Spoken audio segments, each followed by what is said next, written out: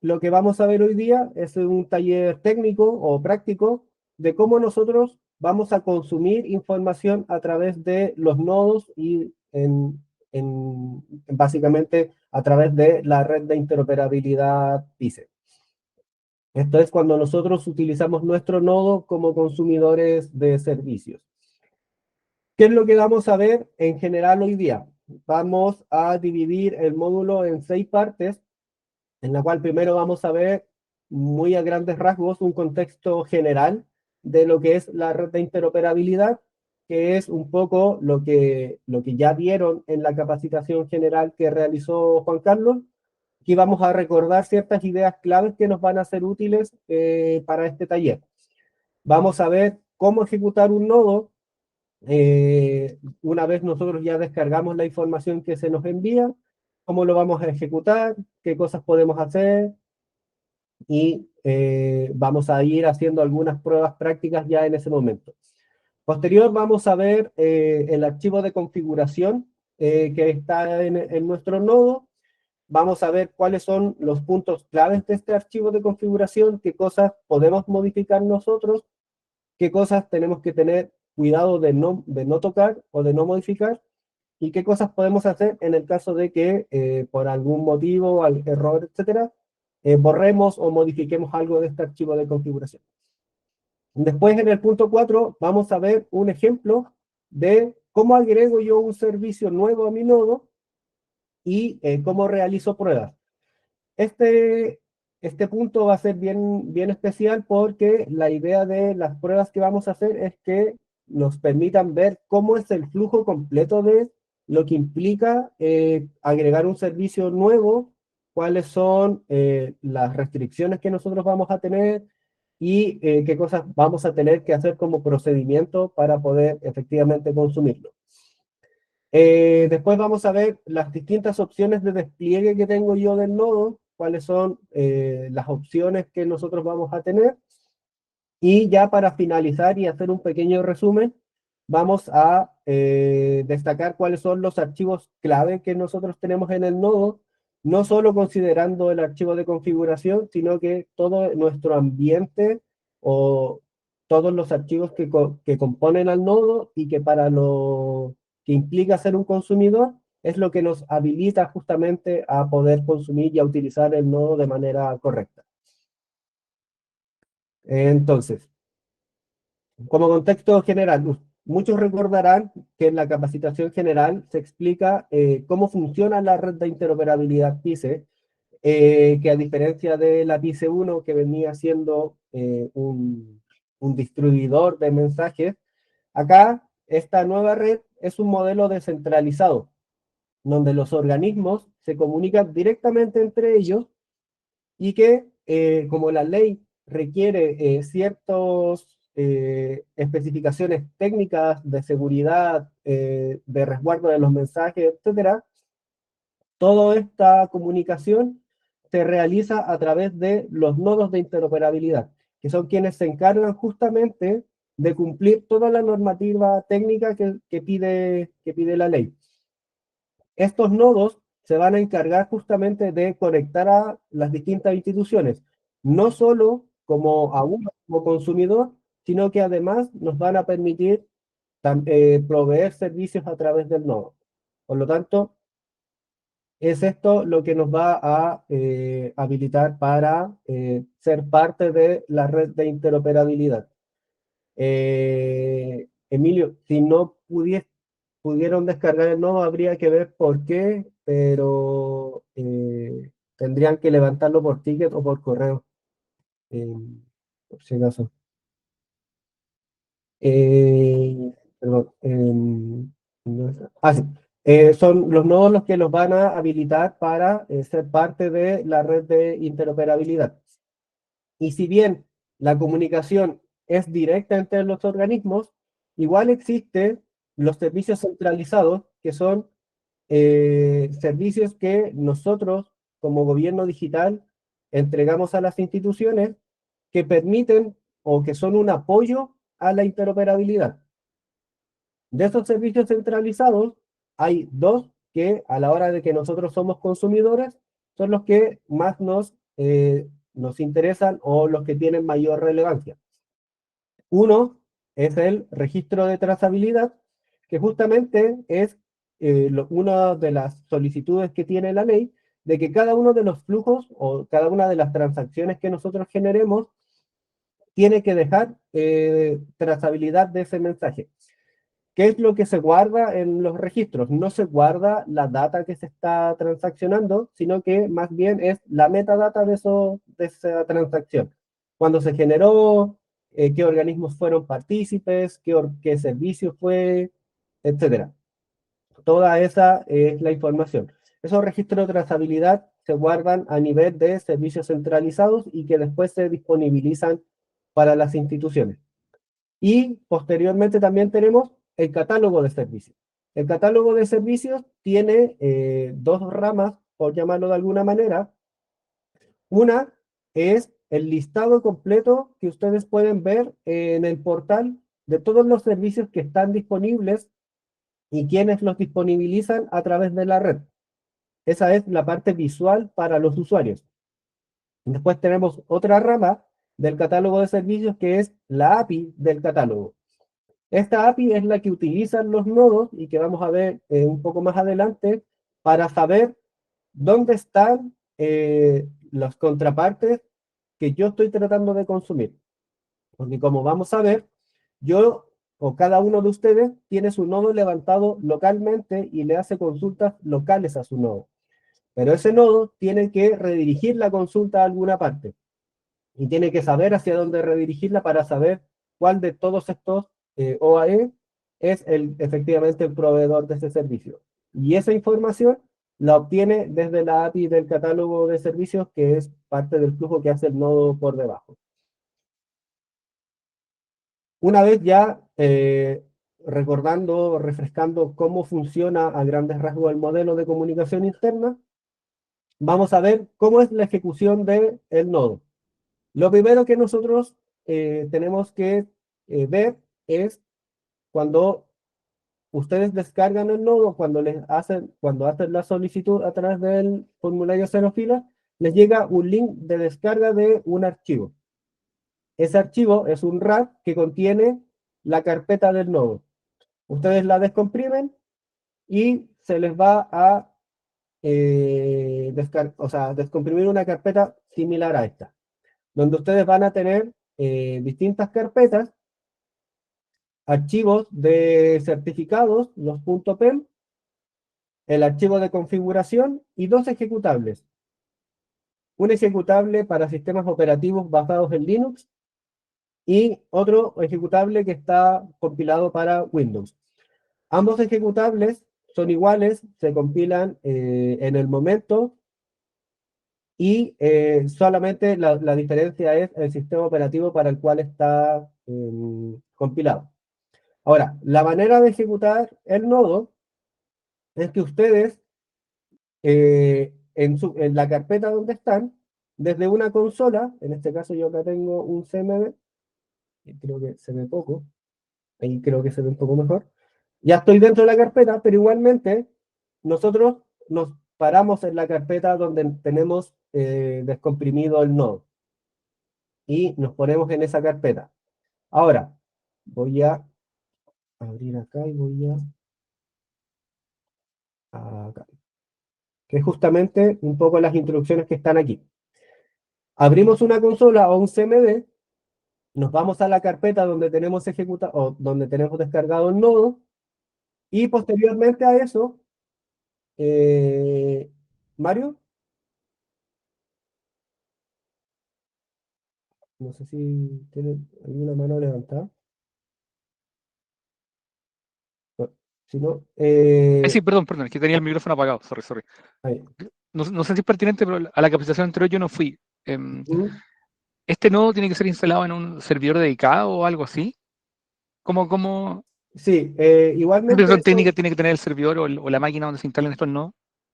sí, mira, eso lo vemos más adelante, pero igualmente para las pruebas lo pueden levantar en cualquier computador, en cualquier Ok, máquina, ya, y los requisitos del nodo en verdad son mínimos. Va a depender un poco del uso que le vayan a dar, Ya. pero actualmente no tengo los requerimientos a mano, pero sí son bien, Sí, no, se entiende, bien básicos. pero es un Ujú. servidor dedicado, porque en el fondo el nodo tiene que estar siempre conectado, porque asumo que Eh, al ser sí, descentralizado, en la eventualidad que me sí. sigan consultando, tiene que estar disponible con cierta... Si vas a ser proveedor, claro, tiene que Ok, ser dedicado. Si eres consumidor, va a medidor no, depender po. Ah, claro, del perfecto, uso de cómo lo vayas a usar.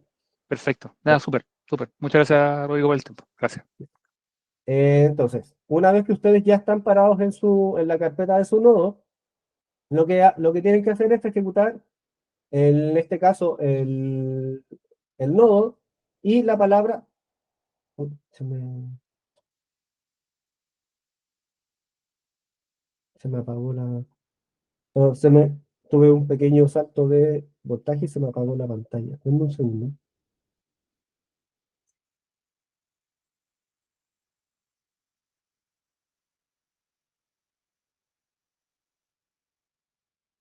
Ahí sí, ahí sí. Ya, ahí sí. Eh, Perdón, no sé qué. Entonces, como les mencionaba, usamos la palabra clave start para darle inicio al nodo.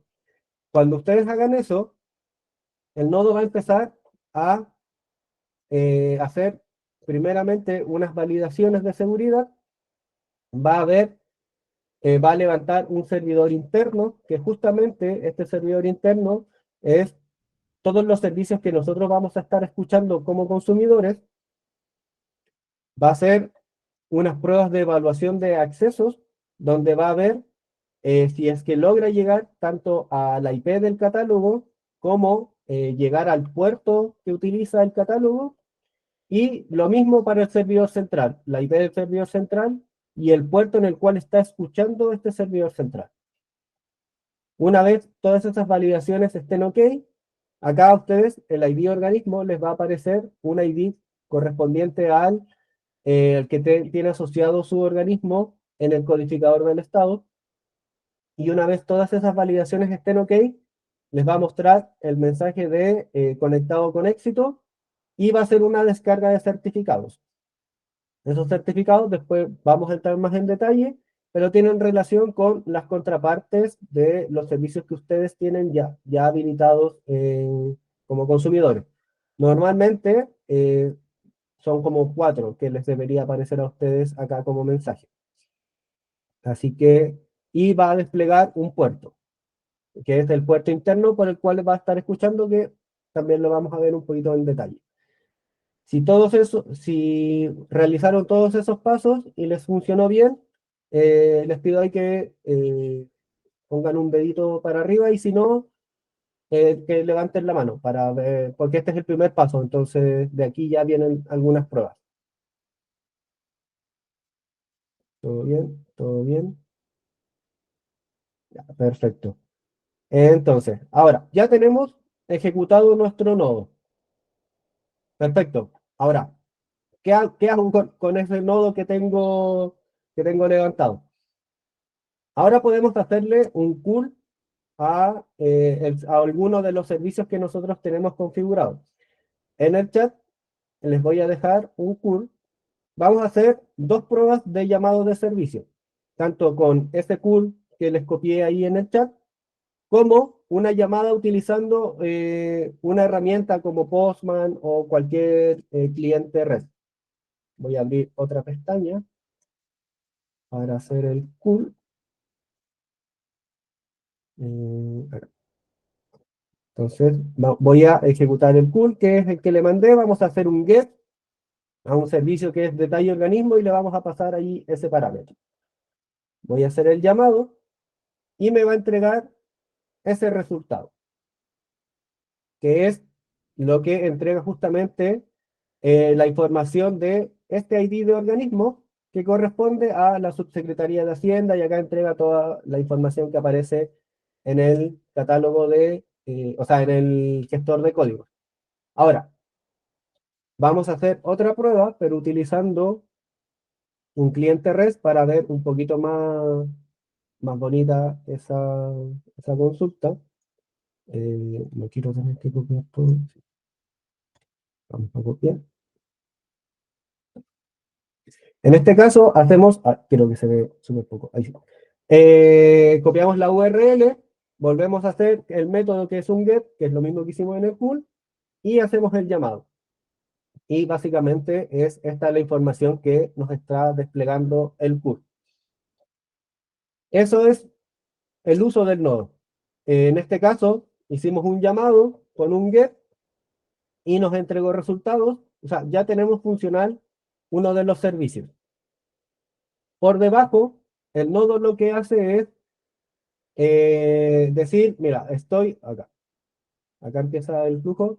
Estoy recibiendo un mensaje para el servicio, que es, en este caso el GESCOD detalle organismo, que es el nombre del servicio, el tipo de protocolo que está usando, que es el que utilizan los nodos, y por debajo encontró esta ruta, que es la ruta donde está efectivamente ese servicio, a la cual en nuestro nodo va a redirigir esa consulta. Como se mencionaba también en la capacitación, los mensajes van encriptados, van envueltos en una estructura Paceto, todo eso lo hace el nodo por debajo y envía el mensaje. Y una vez el mensaje es respondido, de nuevo entrega con las mismas estructuras, con las mismas capas de seguridad, y lo desenvuelve y nos muestra este resultado. Esa es la manera de llamar al nodo, que es, en este caso, bastante sencilla, es un get y recibe solamente un parámetro. ¿Qué problemas podríamos nosotros tener cuando hacemos un llamado? Que no tengamos permisos para consumir ese servicio, y ahí nos va a entregar un mensaje de no se puede obtener un token de autorización, por ejemplo. Podríamos tener problemas de timeout. Si tenemos problemas de timeout, podría ser porque en este caso, para este caso en específico, este servicio está levantado en una IP y en un puerto. No está detrás de un DNS enmascarado. Entonces, quizás nosotros tenemos problemas para salir hacia ese puerto. Son pequeños detalles que podrían llegar a fallarnos. Así que esa es una de las pruebas. Ahora, el servicio que nosotros usamos fue ese. Eh, ah, acá. Entonces, esa es la prueba de uno de los servicios. Esa es la manera de llamar y utilizar el nodo. Ahora, ¿qué era lo que mencionaba yo en la ejecución del nodo? ¿Cuál es una de las cosas importantes que nosotros tenemos que entender o conocer? Es nuestro contexto interno de cómo estamos utilizando y de dónde desde dónde estamos utilizando el nodo. Y justamente saber qué tengo yo de infraestructura es importante, porque desde ahí nos vamos a encontrar con si en esa infraestructura que tengo yo, además tengo firewalls con reglas de salida, que era una de las cosas que mencionaba que podían fallar, que necesitemos permisos para salir hacia ciertas IPs o para salir hacia ciertos puertos en específico. Si es que además salgo a internet también, no sé, a través de un proxy, o si tengo algunos otros tipos de restricciones. Si el servidor o la red en la cual yo tengo todas estas reglas, las manejo de manera interna, eso, o lo manejo a través de un ISP. ¿Por qué es importante eso? Porque cuando nosotros hacemos las pruebas y nos podríamos llegar a encontrar con estos errores, tenemos que saber a quiénes incluir en la conversación. Si estas reglas las maneja nuestra área de infraestructura, bueno, poder sumarlos a ellos. Si los maneja un ISP, que estén al tanto de las cosas que estamos realizando para que nos habiliten los permisos necesarios para ese tipo de consumo. Y aquí entra también un poco la pregunta que me hacían hace un momento, que es, ¿necesito tenerlo en un computador? ¿Necesito tenerlo en un servidor dedicado, etcétera? La mayoría que hizo las pruebas ahora probablemente las hizo desde su computador local. El nodo está pensado justamente para tener requisitos mínimos de funcionamiento. Ustedes ya ven en la carpeta que el nodo pesa no más de 30 megas y el uso que utiliza tanto de memoria como de espacio en disco es bastante poco también. En general, nosotros, para responder también esa pregunta con más detalle, tenemos establecido los siguientes requisitos mínimos para el uso, que es un computador, bueno, de 64 bits, que tenga al menos 4 gigas de RAM y un procesador de 2 núcleos.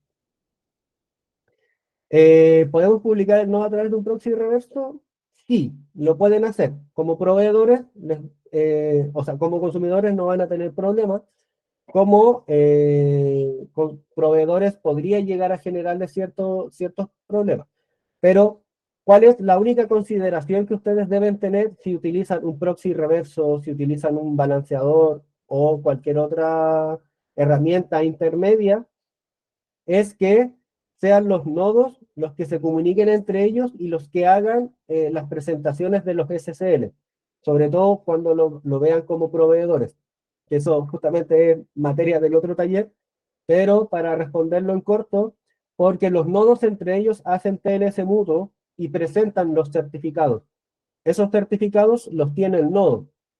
Son certificados distintos a los que ustedes puedan tener en sus APIs o en sus portales. Por lo tanto, cualquiera de las herramientas intermedias que ustedes tengan, tienen que poder redirigir y delegar esa responsabilidad en los nodos para los casos específicos del nodo. No que el proxy reverso deje pasar cualquier cosa, sino solo las consultas que son hacia el nodo. Y eso se configura como un pass throughput, creo que se llama, y que lo pueda manejar directamente. Pero sí, todas estas herramientas son funcionales a través del nodo, solo teniendo en consideración ese tipo de detalles. Ahora, el archivo de configuración. Si ustedes van a su carpeta del nodo, se van a encontrar que hay un archivo que se llama config.json. Ese archivo, si ustedes lo abren, se les va a ver similar a esto, con esta estructura. En este archivo de configuración están toda la información con respecto a los puertos que está utilizando el nodo, los certificados que está usando, las firmas, los servicios que nosotros vamos a consumir, etc. Y acá ya entra un poco más la parte engorrosa porque es literal mucho texto de lo que vamos a ver hoy día, pero para explicarlo un poco más en detalle y lo tengan en consideración.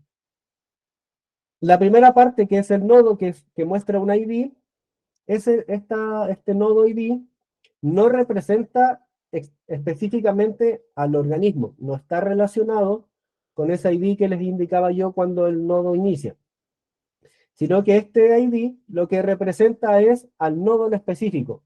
Es como el nombre que nosotros le damos a ese nodo. ¿Por qué? Porque ustedes podrían levantar N nodos en su infraestructura. Cada uno de esos nodos va a generar transacciones y va a poder consumir o proveer información. Cuando nosotros generamos traza, si quisiéramos saber qué nodo en específico de no sé, de los 3 nodos que yo tengo levantados, cuál es el que está generando esa traza en específico, eso nosotros lo podemos reconocer porque en la traza también va guardado el ID de este nodo, del nombre. Por lo tanto, si ustedes van a tener múltiples instancias de un nodo levantado, sería bueno que le cambien el nombre y le pongan un nombre a cada uno. ¿Es excluyente? No. Pueden, como no pueden hacerlo. Pero para ciertas identificaciones podría ser más fácil. Porque si, por ejemplo, hay uno que está dando o que está generando trazas y que vienen esas trazas con errores en la comunicación o porque los servicios no están funcionando, nosotros podríamos a través de eso identificar en específico cuál es el nodo de ustedes que está con el problema en específico. Después tenemos la sección de servidores. Acá para el caso de consumidores, lo que nos importa es la sección de puerto interno o de servidores internos. Porque acá nosotros vamos a configurar el puerto por el cual el nodo nuestro va a estar escuchando las solicitudes que nosotros hagamos. Y acá nosotros vamos a tener configurado el puerto 8084, que es el puerto por defecto que nosotros entregamos. Y desde esta configuración es donde sale el llamado que nosotros justamente hicimos recién, que si vieron en la ruta que nosotros usamos fue un localhost y el puerto 8084. ¿De dónde salió ese puerto? Justamente desde el archivo de configuración. Vamos a configurar también, o vamos a tener configuradas TPS máximas para limitar el consumo a través de nuestro nodo. En este caso yo lo tengo en 1000 porque lo uso de pruebas, pero por lo general ustedes deben tener configurado como 2 o 4, una cosa así. ¿Por qué? ¿O por qué el nodo tiene esta limitante de cuántas transacciones le puedo hacer yo a mi propio nodo, si es mi propio nodo?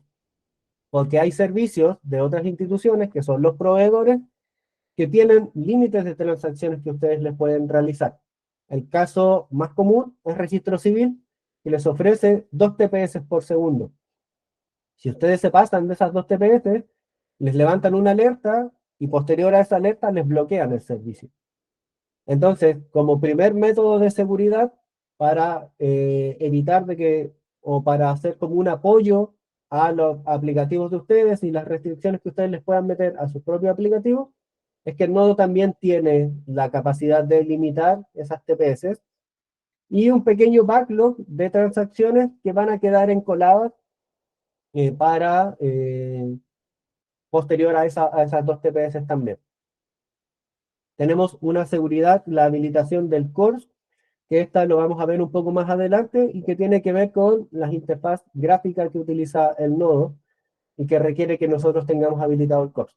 Pero eso justamente lo vamos a ver en una sección más adelante del taller. Y el puerto externo, que cuando somos proveedores, es el puerto por el cual nuestro nodo va a estar escuchando consultas desde otros nodos.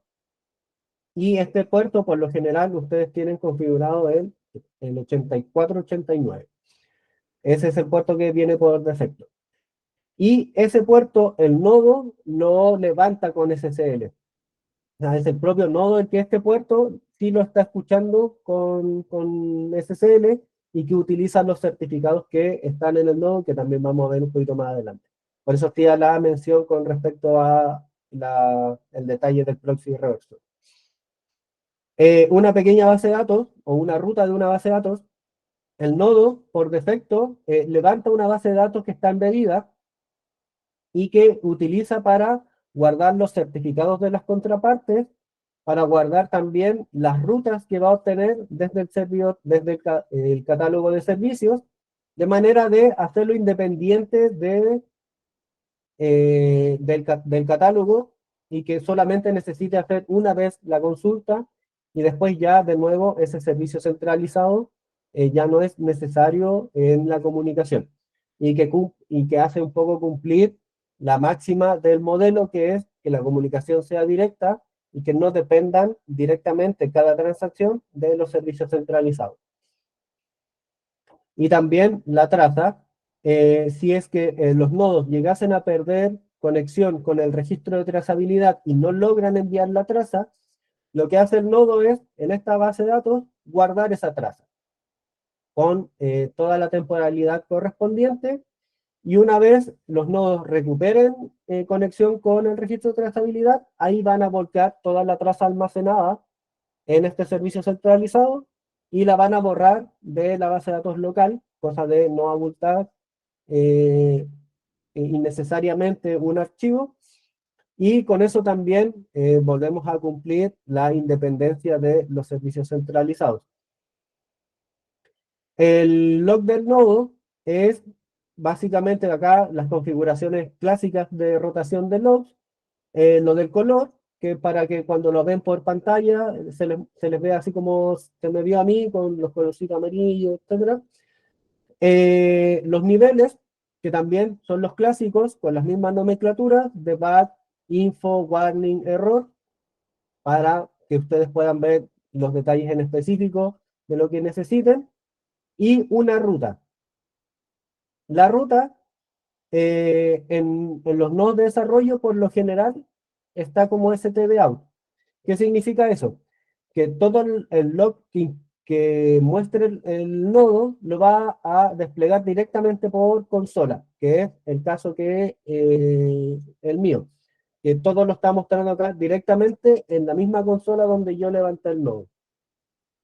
Si ustedes ven, además, en la carpeta de su nodo, hay un archivo log que se llama nodointeroperabilidad.log. Si ustedes quieren que el nodo guarde o escriba todo ese log en el archivo, lo único que nosotros tenemos que hacer acá es reemplazar el stdout por el nombre del archivo. Y lo que va a hacer el nodo es empezar a volcar toda la información ahí. Como no tengo puesta ninguna ruta, el nodo subentiende que este archivo lo tiene que crear en la misma carpeta donde está en ejecución. Si ustedes quisieran guardarlo en otra ruta, lo que tienen que hacer es simplemente agregar esa ruta y nada más. Y el nodo lo va a escribir en esa ruta. Después tenemos la sección de identificación, que acá son todos credenciales, certificados, etcétera, y que en esta parte en específico es donde más cuidado tenemos que tener a la hora de utilizar o de modificar el archivo de configuración. Porque tenemos sobre todo esta, que es la llave de firma privada, que utilizan los nodos para firmar los mensajes de manera elíptica. Esta es la llave privada. Con ese mensaje, o sea, con esta llave, los nodos van a firmar los mensajes. Si nosotros la modificamos, los mensajes una vez lleguen al proveedor o a nuestra contraparte, y esa contraparte que tiene una llave pública que está asociada a esta llave privada, si esas llaves no coinciden, obviamente el mensaje va a ser rechazado y por lo tanto no vamos a poder consumir los servicios. Por lo mismo, este valor es importante que no lo modifiquen, no lo pierdan, etc. Si se llegase a perder o lo llegasen a borrar por algún motivo y no pueden recuperarlo, lo que hacemos nosotros es generar un nuevo par de llaves y les entregamos a ustedes esa llave privada nueva y actualizamos en el servidor central la llave pública para las contrapartes. Tenemos también los PKI, que lo que contienen son una llave privada y una llave pública que están asociados al certificado de TLS del nodo. Este certificado TLS se los entregamos nosotros con cada uno de los nodos que ustedes tienen y que lo que hacen es identificar en específico a la institución. No son certificados independientes por nodo, sino que son por institución. Por lo tanto, si ustedes levantan 5 nodos, esos 5 nodos tienen que estar o van a estar identificados por el mismo par de llaves público-privadas del certificado TLS. Tenemos una sección de credenciales, donde el único valor importante y clave para la gran mayoría es el del ID, que también es importante que no lo modifiquen, porque este sí es el ID del organismo. En este caso yo tengo un 7 porque, de nuevo, es un nodo de prueba, pero muy probablemente la gran mayoría de ustedes tenga acá asociado un código alfanumérico, que es el que está asociado al codificador. Y esto es solamente en el caso que ustedes tengan algunos servicios con registro civil, porque es parte de unos métodos de seguridad. Lo mismo que los certificados que están acá.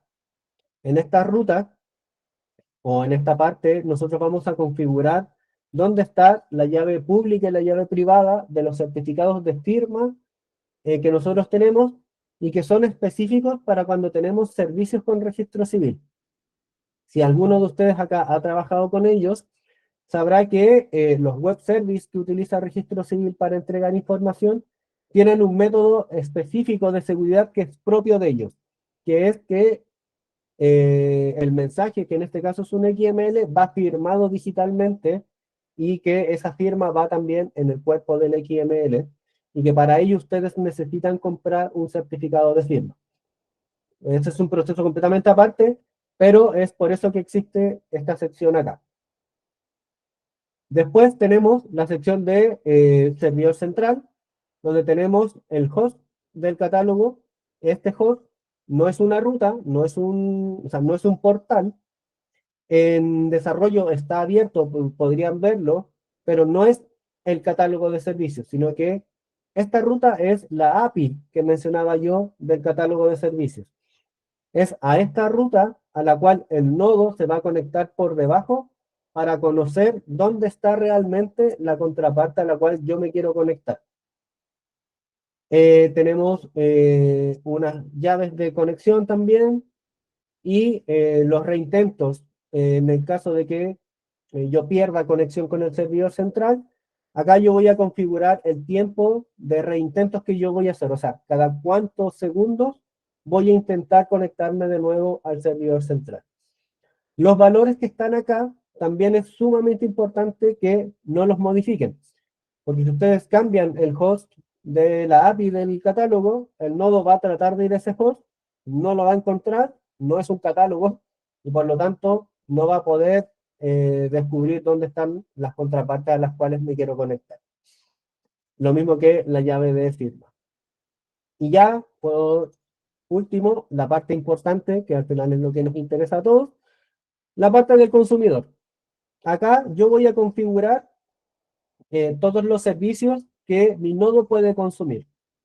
En este caso, bueno, acá hay una lista grande, pero todos ustedes tienen o deberían tener configurados estos servicios. El de permiso de circulación DAMI, muy probablemente, sobre todo si son municipios. El servicio de gestor del listado de organismos, el de detalle organismo y el de los códigos únicos territoriales. Si ustedes se dan cuenta, acá está el servicio de gestor detalle organismo y una ruta que es detalle organismo y después un path param que es código. Este servicio es justamente el que llamamos recién.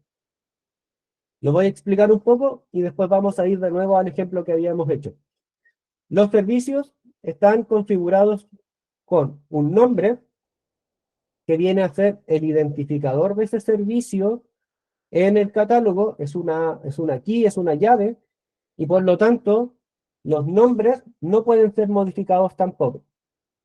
Porque si ustedes modifican este nombre, que al final es la llave o el identificador de este servicio en el catálogo, cuando el nodo intente ir a buscar la ruta de la contraparte y el nombre no coincida, no lo va a encontrar y por lo tanto les va a decir que ese servicio no existe. Después tenemos la ruta local, que viene siendo el path del servicio en mi nodo interno, por lo tanto es hacia donde, a la ruta a la cual yo voy a consumir internamente ese servicio. Y bueno, acá no lo tengo configurado, pero un timeout que también vienen por defecto. ¿Por qué vienen timeout por defecto por servicio? Porque por lo general los routers o cualquier librería de llamados tienen un timeout por defecto por lo general varían entre 30 o 60 segundos o son modificables, etcétera. ¿Y qué es lo que esperan para arrojar directamente un timeout?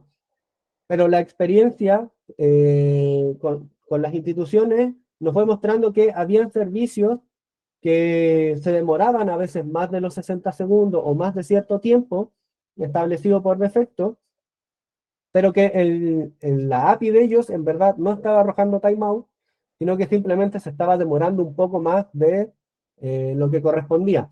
Pero los nodos tiraban timeout, como que se estaban demorando mucho.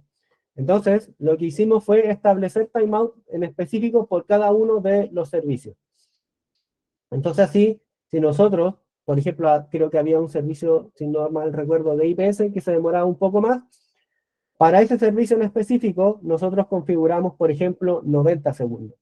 Eso significa que el nodo, en vez de esperar el tiempo por defecto para arrojar un timeout, va a esperar al menos 90 segundos para arrojar ese timeout. Y es por eso que va esta configuración extra. Ahora, nosotros entonces tenemos el servicio de GESCOP, detalle organismo, y la ruta local, que es detalle organismo y el código, que es justamente la ruta que nosotros hicimos recién, que fue hacer una llamada local, en este caso HTTP normal, porque es una consulta local, el localhost, porque la estamos haciendo en la misma máquina donde levantamos el nodo, el puerto 8084, que ya sabemos que es el puerto interno que nosotros tenemos configurado en nuestro nodo, y acá aparece la ruta. Acá aparece la ruta, que es detalle organismo, y en este caso, el path param que nosotros estábamos esperando. Esta nomenclatura que está acá, lo único que le dice al nodo es que yo estoy esperando una variable, que en este caso se va a llamar código, que puede ser cualquier cosa. Entonces, esto que está acá, esa nomenclatura, nosotros la reemplazamos por efectivamente el código del organismo. ¿Y qué es lo que hace el nodo por debajo? Bueno, ya sabemos que el nodo tiene un nombre, o sea, un identificador para ese servicio, que es GESCOP detalle organismo. Lo que hace el nodo por debajo, como mencionaba, es ir a la API del servicio. Esa API, visualmente, nosotros la vemos así, y que acá yo tengo el GESCOP, que es este, y acá, por ejemplo, si ven, está el identificador, que es el nombre del servicio, y este servicio está asociado a una dirección en específico. Y esta ruta, que apunta a la, a la IP34, 22, etcétera, al puerto 8451, y a un path que es GESCOP listado de organismo y también recibe un parámetro. Esta ruta es donde está realmente nuestro nodo proveedor, el que nosotros como gobierno digital utilizamos para proveer ese servicio. Y que es esta ruta a la cual el nodo de ustedes va a redirigir esa consulta. Y que de hecho, si nosotros vemos el log, es justamente la ruta que aparece acá y que es hacia donde el nodo iba a redirigir la consulta, que es la 3422, el puerto y el gestor. De esa manera es que los nodos saben hacia dónde tienen que redirigir las consultas locales que nosotros le estamos haciendo a nuestro nodo. Y por eso es importante que tanto el nombre del servicio no lo vayan a modificar. Las rutas locales sí son modificables, porque, como vimos recién, es la manera en la que yo estoy llamando a mi propio nodo. Por lo tanto, puedo agregar cualquier cosa. Simplemente hay que tener en consideración que este parámetro es necesario para este caso, porque el servicio espera un parámetro.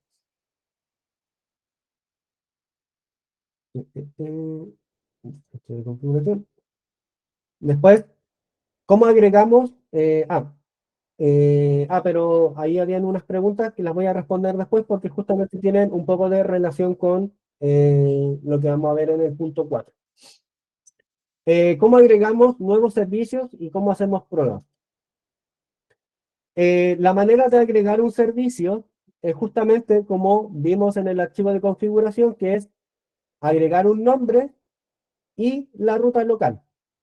Yo acá tengo preparado justamente ese ejemplo, que también les voy a copiar el texto en el chat para que lo puedan agregar a su nodo. Una vez ustedes agreguen esta configuración al nodo de ustedes, tienen que reiniciar el nodo porque se les va, o sea, tienen que reiniciar el nodo para que tome esta nueva configuración. Y posteriormente a eso, la manera de hacer el llamado, lo vamos a ver desde un curl.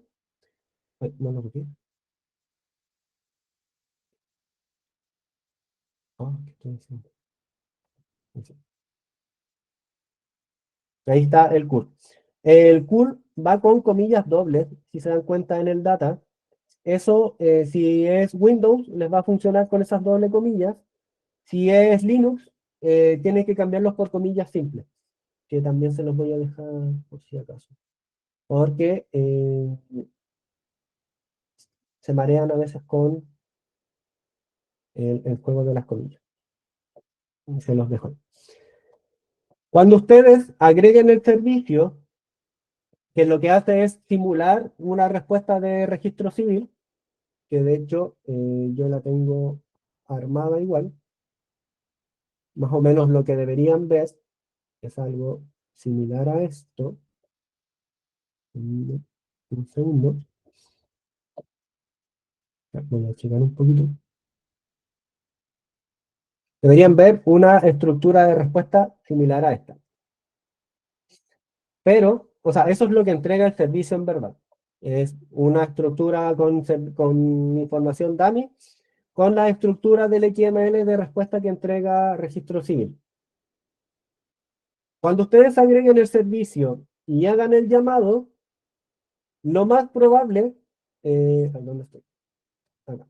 Lo más probable es que el servicio les debería fallar y les debería entregar el mensaje de que no pueden obtener un token de acceso.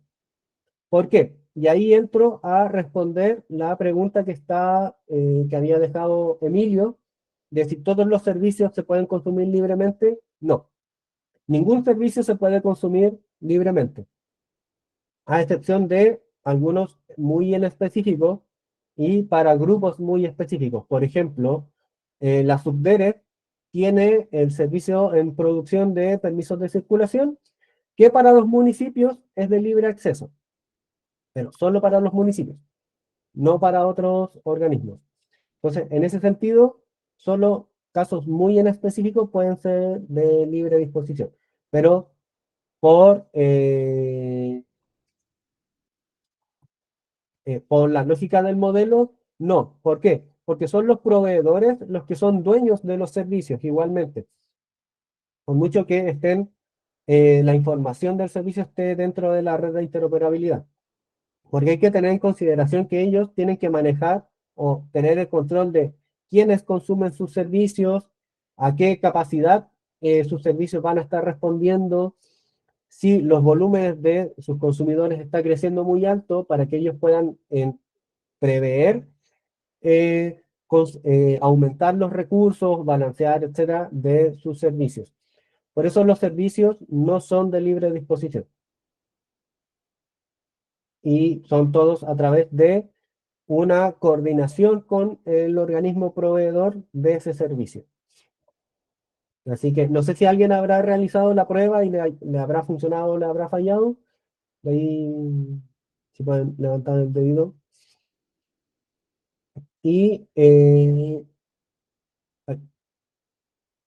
esas son, al momento de agregar un servicio, esas son las consideraciones que hay que tener en cuenta. Que ustedes pueden agregar un servicio al catálogo, o sea, a su archivo de configuración, pueden intentar consumirlo, pero si no tienen la coordinación hecha con el proveedor, ese servicio no les va a funcionar. Lo probé y me falló, arroja error Hitman. Ya, por 2 por 3 ya.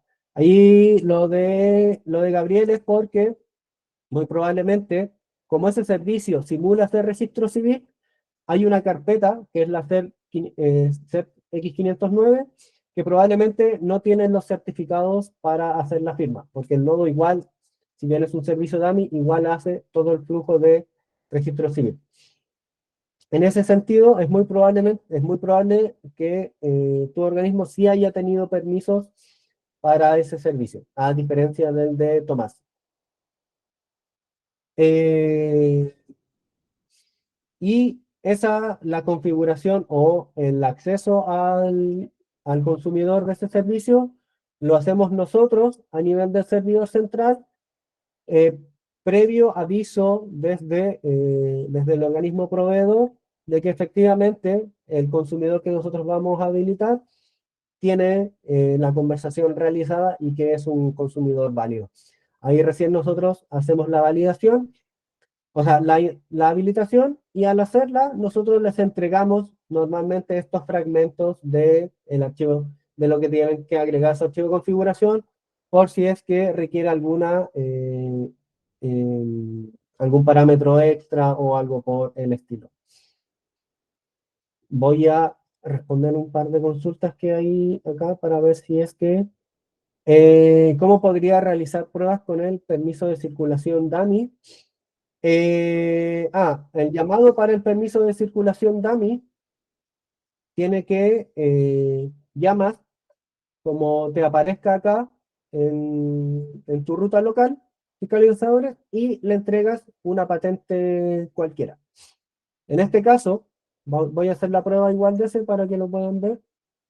Eh, y en este caso, también es un servicio también, así que independiente de lo que tú agregues acá, este servicio es un GET, independiente de lo que agregues ahí, te va a entregar información aleatoria. Porque, de nuevo, es un servicio dummy que simula ser el de Subdere. Porque ellos lo agregaron directamente en ambientes productivos. No está levantado en desarrollo. Así que para las pruebas, nosotros generamos un servicio que entrega las estructuras de respuesta de ellos, pero con información aleatoria. La pregunta de Samira, de si es posible levantar el nodo en un contenedor Docker o Kubernetes. Sí, de hecho, eso lo vamos a ver en la sección 5 de opciones de despliegue, que es justamente la opción o sea, la parte que viene ahora. Voy a responder ahí una última consulta. ¿El nodo de producción puede operar en red interna usando HTTP con IP privada? Somos consumidores e interactuamos con Subsecon. Eh, Ahí tendrías que, podemos verlo al final porque necesito que me des como mayor contexto de la consulta para ver en qué parte del HTTP y todo eso. Pero terminemos esta parte y lo vemos. Así que ahí dejémosle en un pin mental la consulta. Las opciones de despliegue, entonces. Efectivamente, el nodo lo pueden levantar tanto en un Docker o en Kubernetes, como lo pueden levantar en una máquina virtual, como en una máquina física, como lo están haciendo actualmente ahora. ¿Cuáles son las consideraciones que ustedes tienen que tener independiente de la manera en que estén ejecutando el nodo? En que sus sistemas, los aplicativos que ustedes van a utilizar para consumir o para obtener la información del nodo, puedan comunicarse o puedan acceder hacia donde esté levantado el nodo. Si por ejemplo está en un Docker, que de hecho, si ustedes van al manual de instalación del nodo, eh, en la parte de los anexos, al final, se van a encontrar ustedes con un Docker, con un Dockerfile tipo. Ya me puedo bajar. Pero, acá. Ustedes acá se pueden encontrar con un Dockerfile estándar para el uso del nodo. Porque como pueden ver, el nodo son carpetas, dos ejecutables, que de hecho ustedes van a usar uno, así que el otro lo pueden descartar fácilmente, y nada más. Entonces es sencillo también de dockerizar o de implementar en un GitHub, incluso para los despliegues, etcétera. Pero, como mencionaba, independiente de cómo lo levanten, los sistemas internos tienen que ser capaces de llegar. Por lo tanto, si está en una máquina distinta, en un servidor distinto o en lo que sea, este sistema interno tiene que poder llegar al puerto al menos al 8084, porque es por el cual el nodo va a estar escuchando consultas. Y eso sí, justamente en el Docker es lo que tienen que tener ojo a la hora de habilitar, de que ese puerto sí esté desplegado. Y que, de la misma manera, independiente de dónde esté levantado el nodo, esa instancia pueda salir hacia el Internet con los permisos correspondientes hacia las contrapartes que corresponden. eh, ya sea, como en el caso del ejemplo que vimos que salía a una IP y a un puerto en específico, que era el 8451, el nodo tiene que poder llegar a esa, o tiene que poder salir hacia esas IP y hacia esos puertos. Es la única consideración que hay que tener en cuenta. Ahora, el nodo igualmente tiene métodos de seguridad internos que son propios del nodo. Por ejemplo, si nosotros lo vamos a tener en una máquina separada, en un servidor, y solamente un o nuestros sistemas internos están en otra máquina y están solamente en una máquina o en dos, por ejemplo, y yo no quiero que nadie más fuera de esas dos máquinas puedan acceder al nodo, el nodo tiene restricciones por IP de quienes me pueden consumir. Por lo tanto, ustedes podrían agregar las IPs de esos dos servidores en la configuración del nodo para que este solamente reciba consultas desde esos dos servidores. O también le pueden agregar credenciales de autentificación básica para que todas las consultas de consumo hacia mi nodo tengan que venir con esas cabeceras de autentificación básica, de manera de agregar ciertos niveles de seguridad. Todos esos métodos de seguridad, todas estas opciones, ustedes las encuentran en la guía rápida de seguridad interna del nodo, que se entrega en los recursos informativos cuando ustedes hacen la solicitud del nodo. De la misma manera, el nodo tiene como despliegue, si bien lo pueden levantar, tiene interfaces gráficas que ustedes pueden utilizar. ¿Por qué? Porque podrían, por ejemplo, todavía no tener los sistemas que van a consumir el nodo desarrollados, o porque el tipo de servicio que ustedes van a consumir está pensado para el uso normal como a través de formularios. Entonces podrían utilizar esas interfaces que trae el nodo. ¿Dónde están configuradas esas interfaces? Si ustedes van a su carpeta del nodo, hay una subcarpeta que se llama Asset. En esta subcarpeta hay, por defecto, hay un par de HTML que son de ejemplos. En este caso, el de códigos únicos territoriales, el de información básica, que es el de datos que vimos recién, el del DAMI de registro civil, y uno de permisos de circulación, que también es el DAMI. Si nosotros vemos estos HTML, lo único que tienen es los formularios, o sea, el HTML para los formularios de las respuestas que voy a esperar, y el JavaScript de la consulta a la que estoy haciendo. Por lo tanto, si ustedes quisieran agregar nuevos HTML, pueden basarse en estas estructuras y replicarlo las veces que quieran para los servicios que ustedes estén utilizando. Lo que sí hay que tener en consideración es que el HTML tiene acá un nombre. Ese nombre es justamente el mismo nombre del servicio que nosotros vamos a utilizar, y que es la manera en que el nodo linkea tanto la interfaz gráfica como el archivo de configuración y las rutas al final de los servicios que tiene que llamar. Por lo tanto, al igual que en el catálogo de servicios, en las interfaces gráficas, el nombre es el identificador del servicio. ¿Y cómo se ve esto? Cuando nosotros desplegamos el nodo, se levanta en el puerto 8084.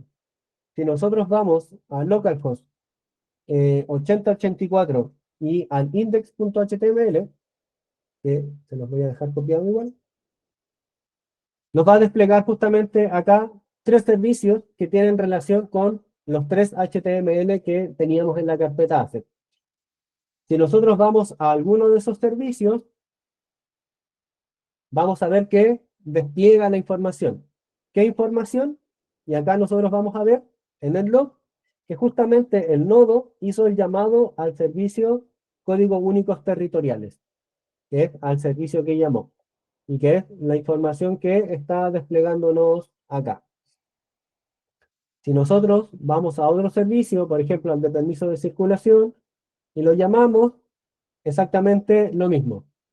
Vamos acá y en este caso el nodo llamó al servicio permisos de circulación dummy y nos desplegó la información.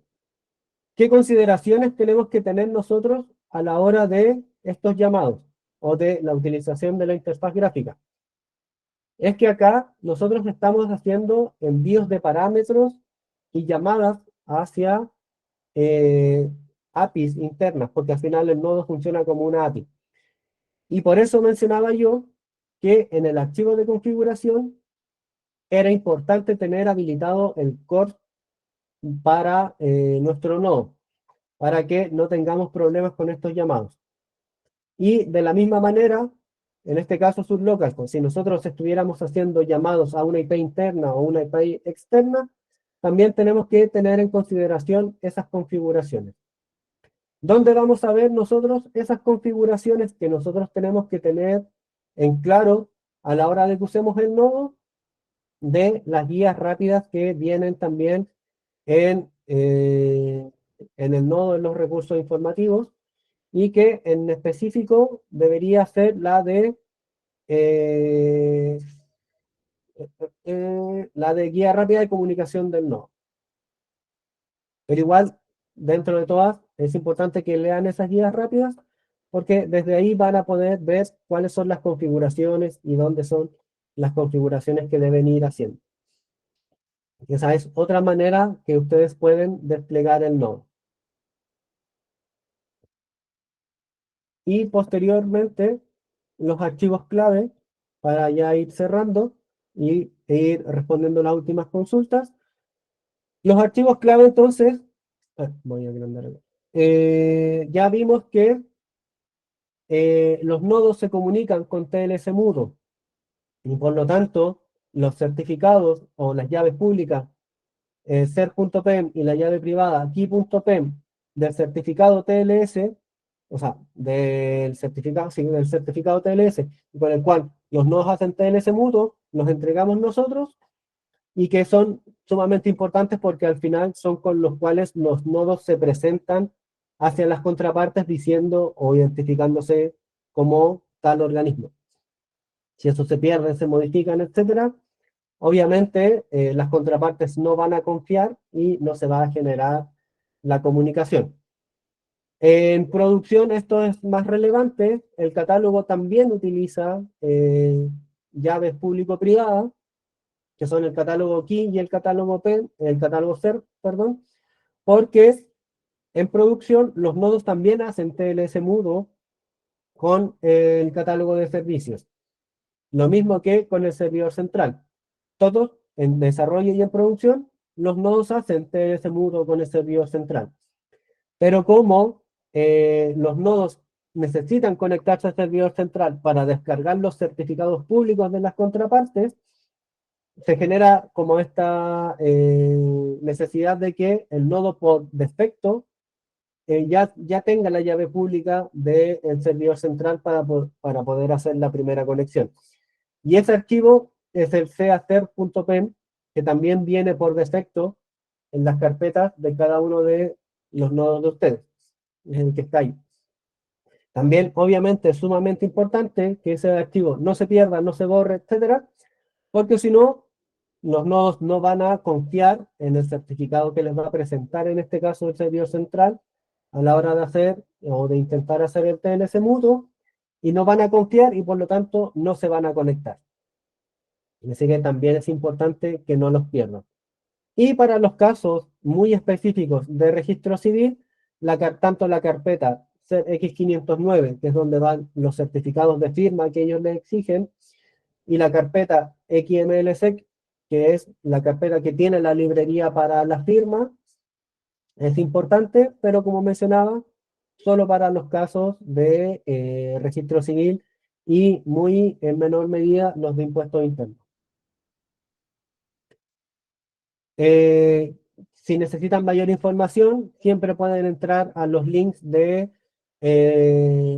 Gobierno Digital para ver tanto la información de la norma técnica que está disponible, ya publicada en el diario oficial, y todos los información referente a la guía técnica de interoperabilidad, que está publicada en su última versión de revisión, que también está publicada y que tengo entendido que la última revisión, si mal no recuerdo, que ahí ya es un tema un poquito más legal, creo que es como desde marzo o mayo, una cosa así, que ya estaba publicada. De la misma manera, pueden entrar tanto al canal de YouTube de Gobierno Digital, donde están publicados los videos de capacitaciones anteriores y de talleres anteriores. Pueden entrar al portal para revisar el catálogo, al portal pice.cl y a la sección catálogo de servicios, para que puedan ver en producción qué servicios ya están, quiénes los proveen y justamente poder comunicarse con las contrapartes para ver qué acto administrativo necesitarían ustedes para poder consumir dichos servicios, y que cualquier consulta técnica o administrativa la pueden hacer sin problema a la mesa de servicios, y donde vamos a tratar de responder las consultas que ustedes tengan. Ahora último hemos estado bastante colapsados de consultas, es fin de año, entonces la gran mayoría está ya retomando estos temas, entonces probablemente hay un poco más de demora en las respuestas, pero estamos tratando de ser lo más eh, ágiles posible en en las consultas que ustedes puedan tener. Voy a ir respondiendo entonces algunas de las consultas que han ido dejando. Eh, a ver, un poquito más atrás. Esto es. Ah, bueno, esta es la de. Ah, ya, sí. Veamos al tiro entonces, Marcelo, lo de la red interna. Ahí sí me puedes dar un poquito más de detalle.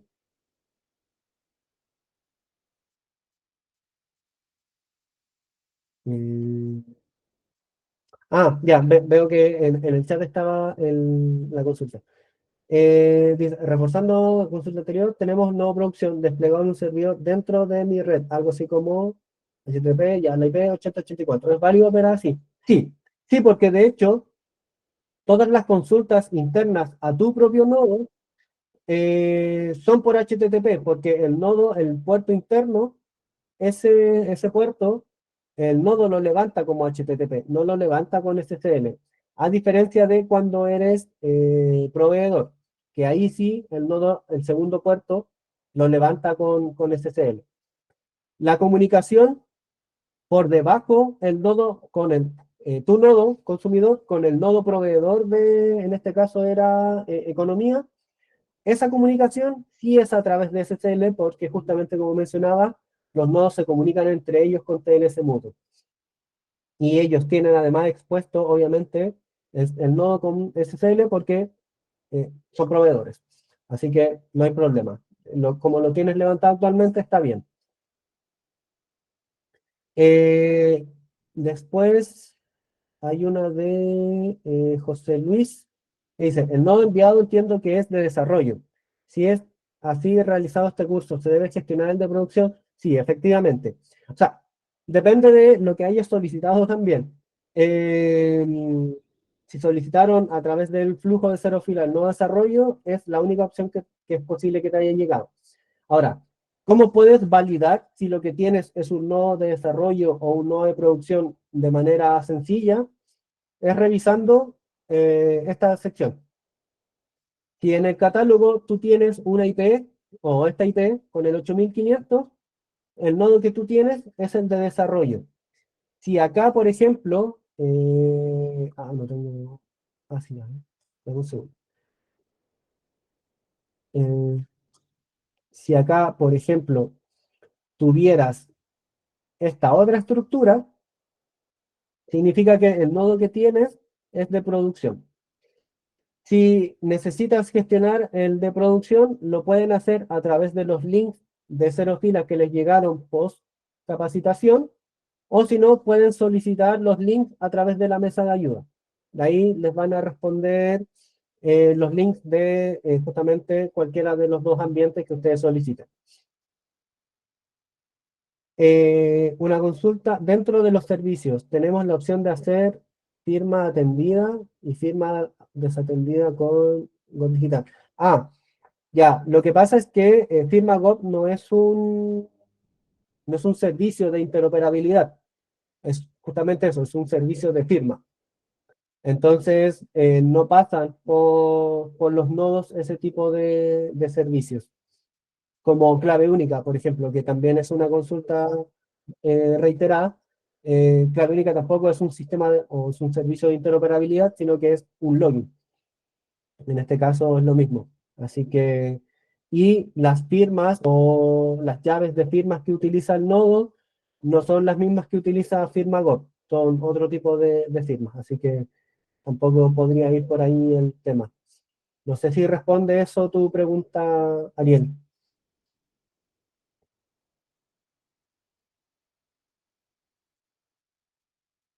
Perfecto. Sí, muchas gracias. Ya. Alejandro pregunta, lo tenía instalado sin problemas días previos, pero ahora me aparece el siguiente error. Error inicializando base local. Ya. Eh, sí, ahí pueden haber dos cosas. La, eh, que tienen que ver con la base de datos. La primera, o sea, es muy probable que la base de datos se haya corrompido, no es nada grave. Lo que tienes que hacer es detener la instancia de tu nodo, hacer un nodo B2 clean y volver a ejecutar el nodo. Ahora, ¿por qué pasa eso? Porque la base de datos, esta es una base de datos embedida que tiene el nodo que es un SQLite muy, muy, muy pequeño. De hecho, es una fracción de lo que es el SQLite. Entonces, lo que tiene es que solo acepta una conexión de escritura simultánea. Si tú llegas a levantar más de un nodo que esté escribiendo en esa base de datos, eso va a hacer que la base de datos falle y genere que este tipo de corrupciones. Lo otro es que quizás el nodo estaba escribiendo en la base de datos o estaba haciendo algún proceso con la base de datos y el nodo o se haya detenido o se haya reiniciado o algo haya pasado en el servidor o en la máquina donde lo tienes levantado que haya hecho que se corrompa.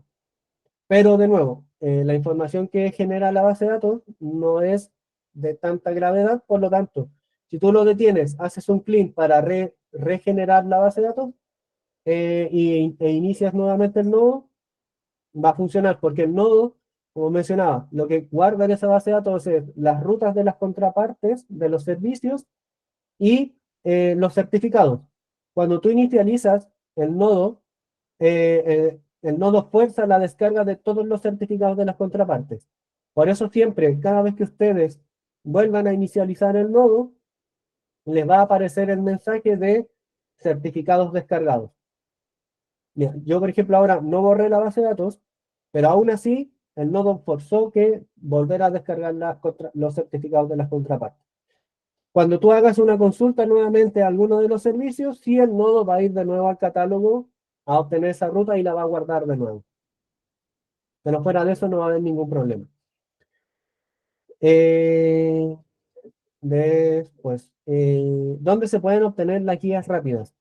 Las guías rápidas, si ustedes solicitaron los nodos vía los formularios de cero fila, tienen que haber llegado un formulario o una respuesta a formulario con el link de descarga del nodo y además un link de un archivo que se llama recursos informativos. Esos recursos informativos vienen o van siempre en los formularios porque van por defecto en el formulario. Entonces no podrían no ir. Si no lo hicieron a través de el formulario o tienen un nodo que viene desde mucho antes de este año, pueden solicitar las guías rápidas a través de también la mesa de ayuda para responderlo desde ahí.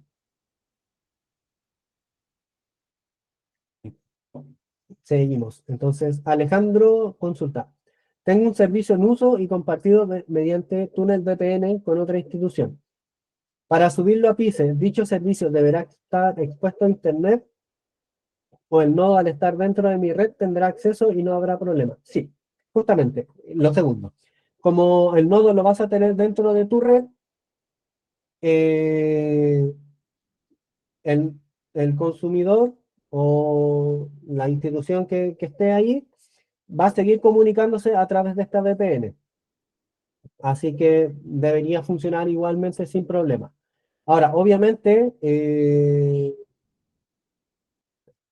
claro, porque tú tienes el servicio expuesto a Internet. Sí, sí, debería funcionar igual, porque al final la VPN va a ser solamente como enmascarar la red completa, pero no deberían tener ningún problema a diferencia o con configuraciones como las que haya que hacer con un proxy reverso, como mencionaban por ahí, o con un balanceador. En este caso no debería haber problemas porque está todo dentro de la misma red. Rodrigo, disculpa, Alejandro por acá. Ah, Entiendo que con la institución con la que compartimos ese servicio no hay problema, pero si quisiese sumarse otra, pero mediante la PICE, tampoco debería ujú. tener un problema, porque el servidor del nodo contactaría con la red interna, ¿no? Claro, o sea, si estás forzando el uso de la VPN, claro, el otro consumidor tendría que conectarse, o sea, si tú a tu red necesita que se conecten a través de la VPN, el otro consumidor también debería tener que entregarle esa VPN. Ahora, entiendo yo que la VPN es por un tema de, obviamente, de seguridad, etcétera, y en este caso los nodos podrían suplir esos requerimientos de seguridad, porque los nodos solo aceptan comunicación desde otros nodos y además de otros nodos que tengan la habilitación para ser consumidores de tus servicios. Y eso también lo manejas tú.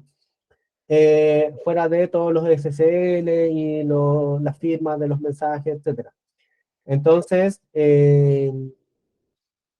si el nodo lo vas a tener expuesto y no vas a forzar el uso de la VPN para todas tus redes, sí, no habría ningún problema en que otro lo pueda consumir que esté por fuera.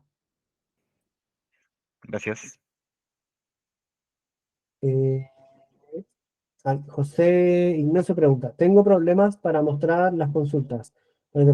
Las mismas consultas que se realizan en el YAR. Espera, ¿cómo? Eh, bueno, ya, lo que pasa es que en el YAR, o las pruebas que hicimos recién, fueron de dos servicios que no tienen interfaces gráficas.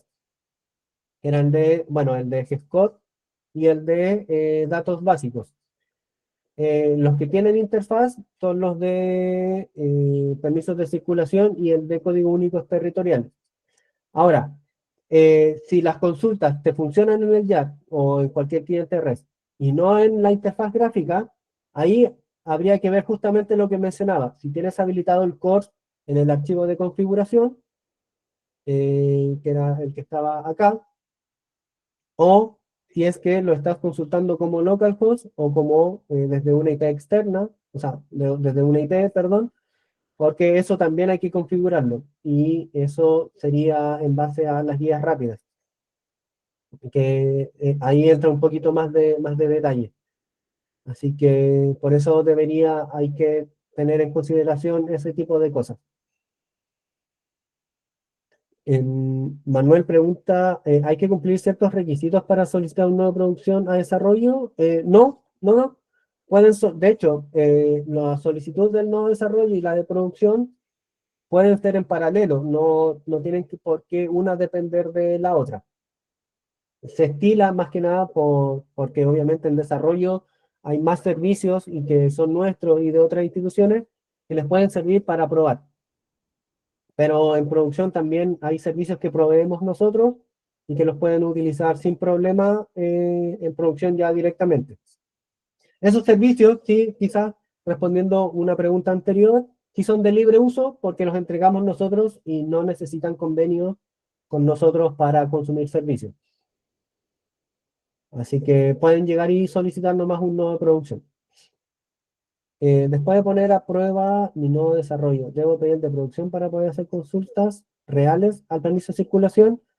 Ahí, José, no sé si eres de algún municipio, si eres de alguna municipalidad, Sí, con el nodo de producción ustedes pueden hacer ya directamente consultas reales al servicio de permisos de circulación.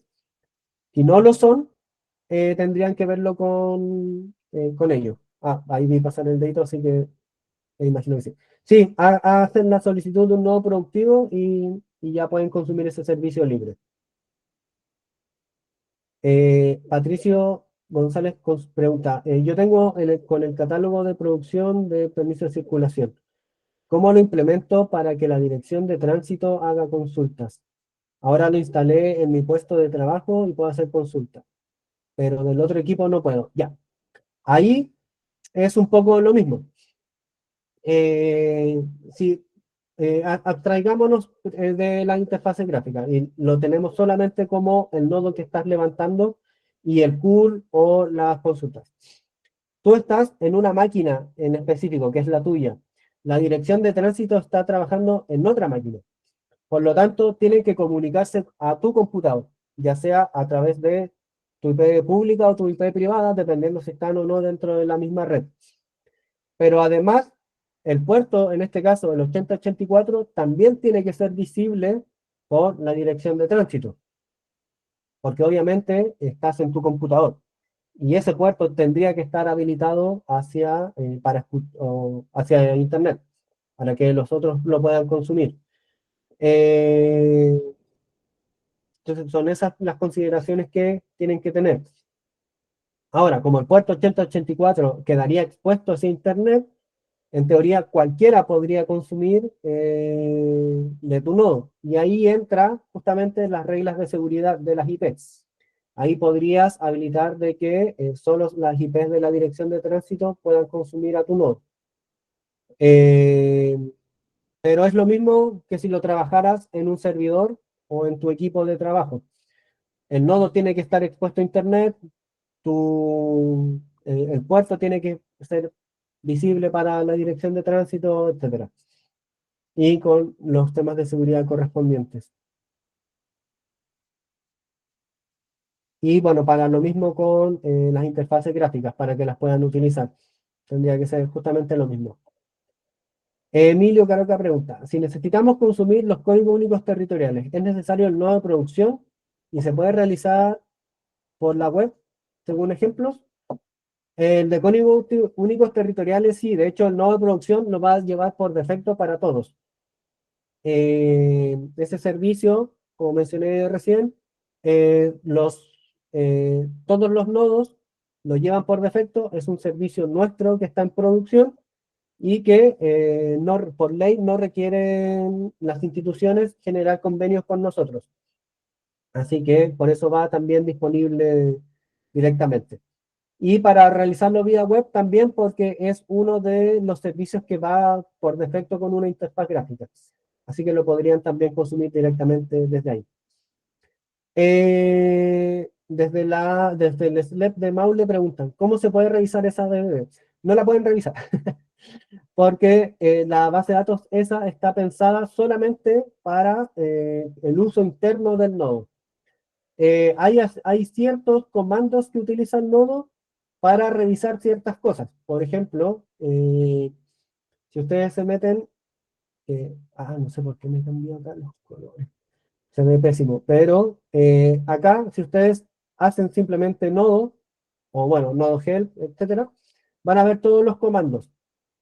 En algunos hay un comando que es el de certificados, que es el nodo de dos, certificados, espera, que lo que va a hacer es indicar las contrapartes de quienes tienen cargados certificados, tanto los de firma, que es para el de la firma elíptica que mencionaba, y el del certificado del TLS.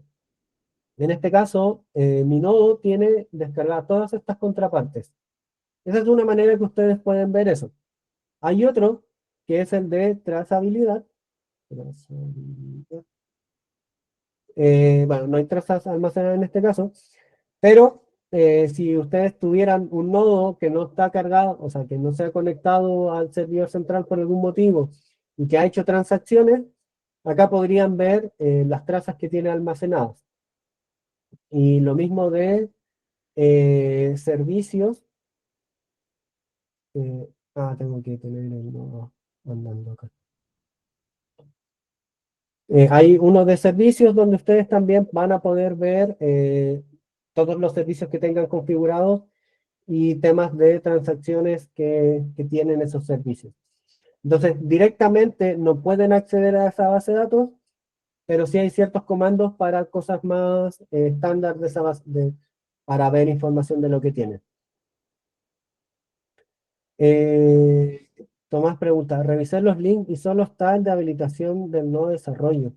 Por ende, tendríamos que pedir, sí, tendrían que pedirlo a través de la mesa de servicios. Igual es raro que les permita, que les haya enviado solo el de desarrollo. Voy a consultar con la gente de adopción, que es la que manda la información del certificado, o sea, posterior a la capacitación y la obtención del certificado, para que revisen ese tema.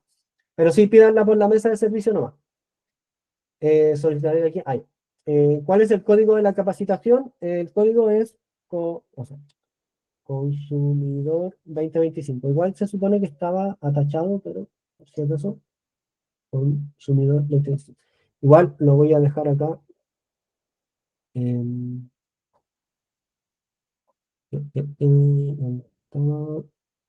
Acá, que está aquí con el link.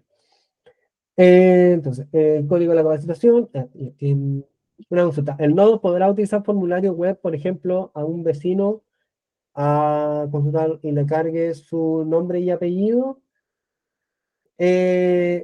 Sí, ahí tendrían que ustedes sí disponibilizar eso vía web, con los resguardos correspondientes y con el servicio correspondiente que ustedes vayan a tener. En este caso, si es root para que cargue nombre y apellido, seguramente es un servicio de registro civil y tendrían que armar un poco ese formulario, pero podrían hacerlo. No hay problema. Sí, habría que ver ahí, como mencionaba, temas de seguridad, más que nada para evitar algunos temas de colapso, o sea, de sobrecarga, etcétera, que esa igualmente, como vimos en la capacitación, las manejan a nivel de configuración del nodo, pero pueden hacerlo.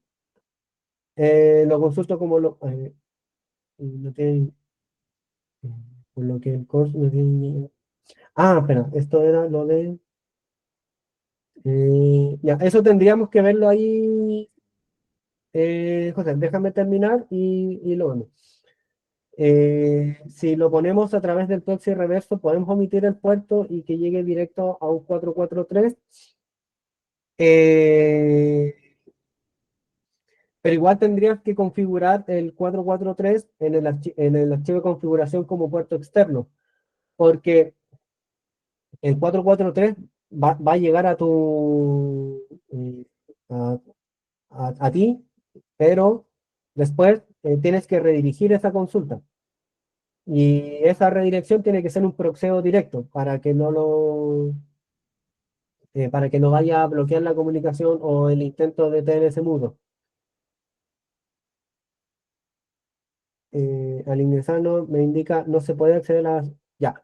Entonces, eso significa, Alejandro, que hay otra instancia del nodo, o otro nodo que tienes levantado, que está levantado y que por lo tanto tiene tomada esa base de datos.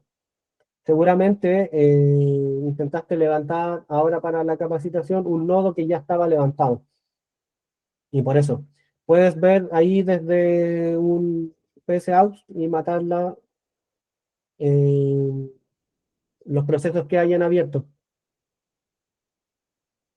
Lo que pasa es que si haces el stop al que ya a la carpeta donde estás parado, y no es ese nodo el que está activo, te va a tirar ese error porque ese nodo no está activo. Seguramente hay otro en otra parte, en otra instancia que está levantado y por eso te arroja eso. Ahí habría que revisar. Al consumir códigos únicos territoriales estaríamos dando cumplimiento al hito de este año y luego poder seguir con los servidores que tengan más tiempo. Sí, justamente. De hecho, en producción, obviamente ahí, Alexander, el cumplimiento del hito siempre es a nivel de producción. Pero ustedes consumiendo esos servicios, cumplen, porque de hecho son servicios reales que proveemos nosotros. Así que no hay ningún problema, lo pueden hacer. De hecho, es algo que nosotros instamos a que hagan. Si todavía están en conversaciones con otros, etcétera, o están viendo qué servicios podrían proveer o información, una de las opciones más fáciles que ustedes pueden utilizar para cumplir con el hito es solicitar nueva producción y hacer consumos a los servicios del GESCODE, ya sea el de códigos únicos territoriales o el de listado de organismos. Así que perfectamente lo pueden ver. Eh, sería entonces eso. Aquí justo había otra consulta. William consulta en la configuración. En la configuración de servidor interno, ¿puedo definir más de un puerto? 8084, no, no, el nodo no levanta múltiples puertos para eso. Si tú quisieras tener o escuchar en más de un puerto, tendrías que levantar dos instancias del nodo, una que escuche en un puerto y otra instancia que escuche en otro puerto.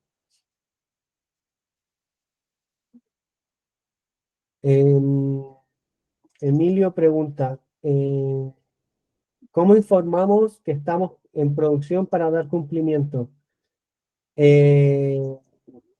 Ahí no estoy seguro porque no sé si eso se lo comunican a sus áreas de que vean el PMG o si se lo tienen que comunicar a CEPAR. Ahí me pierdo un poco. Justo estaba Juan ya, ahí, dale. Sí, justamente, no, ustedes no tienen que dar ningún aviso de que están en cumplimiento por estar conectados a, ¿cómo se llama? A la red PICE. Desde la red PICE nosotros informamos al resto de la SGD que ustedes ya están en cumplimiento porque hay traza asociada. ¿Cómo pueden revisarlo ustedes? Lo pueden revisar en un link que voy a buscar, lo voy a poner en el chat, donde van a ver todos los organismos que están en cumplimiento porque ya están habilitados en PICE 2. Dale. Si no hay más consultas, entonces les doy las gracias